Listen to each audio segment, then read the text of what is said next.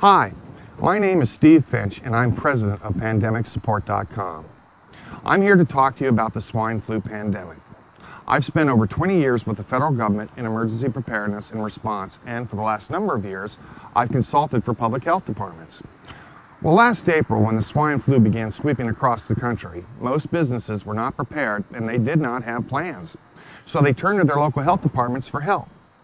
Well, unfortunately, the local health departments were also overwhelmed, and they did not have the time or staff to help businesses create a pandemic influenza plan. Government, whether federal, state, or local, becomes overwhelmed themselves during an emergency.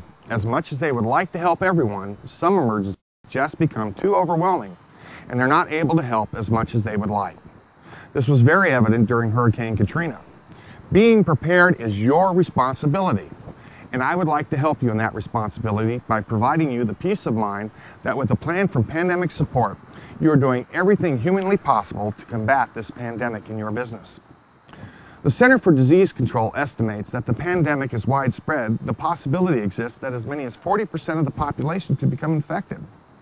This also means that there's a possibility of 40% of your employees may be infected at any given time.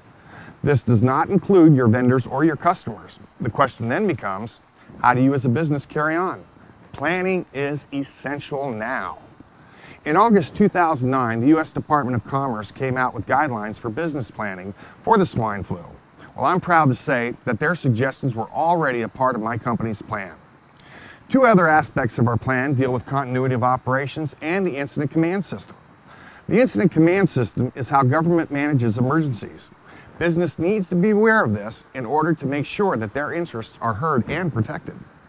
The plan that my company has written is concise and in layman's terms. It lays out step by step exactly what procedures your business should take based upon the severity of the pandemic. Basically, it takes the thinking out of it. In my years in emergency response, I know that during emergencies, emotions run high and strategic thinking and decision making may not always be clear.